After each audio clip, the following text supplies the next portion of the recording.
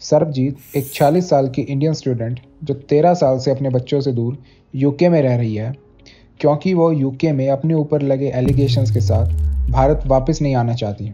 संजॉय एक another Indian student जिसको जिस कंपनी ने स्पॉन्सर किया था यूके में उसी ने उस पर केस कर दिया। ये सब हुआ 2014 में बीबीसी पैनोरमा इन्वेस्टिगेशन के बाद, जिसमें यह फाइंड किया गया कि यूके के 2 इंग्लिश टेस्टिंग सेंटर्स में वीज़ा अप्रूवल के लिए होने वाले इंग्लिश टेस्ट टोइक के दौरान चीटिंग हुई है, जिसका नतीजा ये निकला कि यूके गवर्नमेंट ने उस समय हैविली क्रैकडाउन किया इन इंग्लिश टेस्टिंग सेंटर्स पर।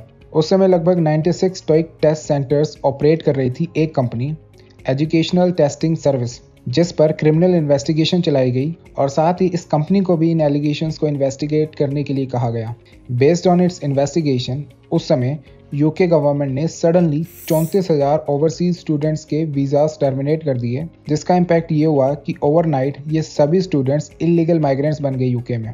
लगभग 22,000 स्टूडेंट्स के टेस्ट रिजल्ट्स को क्वेश्चनेबल कैटेगरी में डाल दिया गया और 2500 स्टूडेंट्स को वापस डिपोर्ट कर दिया गया। नाउ ओवर द इयर्स काफ़ी स्टूडेंट्स ने ब्रिटिश गवर्नमेंट को पिटीशन किया है कि इस अनजस्ट ऑर्डर को करेक्ट करो। कई स्टूडेंट्स इस डिसीजन के अगेंस्ट कई सालों से कोर्ट में केस भी लड़ रहे हैं। कई ग्रुप है यूके में लाइक माइग्रेंट वॉइस जो इन स्टूडेंट्स की मदद कर रहे हैं ताकि ये अपनी वॉइसेस रेज कर सकें और लीगली अपने केसेस को लड़ सकें। सो हाल फिलहाल में इन सभी स्टूडेंट्स ने ब्रिटिश पीएम ऋषि सुनाक को गुहार लगाई है कि उनके वीज़ास को गलत तरीके से रद्द किया गया था। यहाँ स्टूडेंट्स का कहना है कि केवल 2 टेस्टिंग सेंटर्स पर हुई चीटिंग की वजह से इतने सारे स्टूडेंट्स का वीज़ा रद्द करना अनजस्ट है।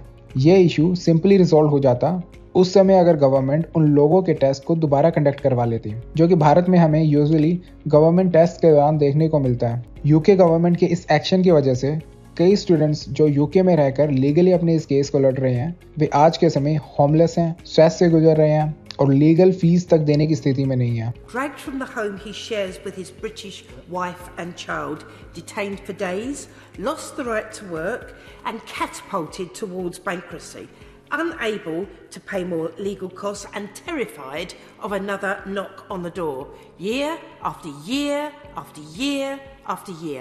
And this isn't the story of one constituent, though it is, Madam Deputy Speaker, it is the story of many of my constituents. And all they want is a fair chance to clear their names. And frankly, I think they deserve compensation as well. So I really would be grateful to hear from the Minister.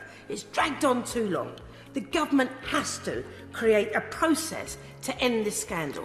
When will it?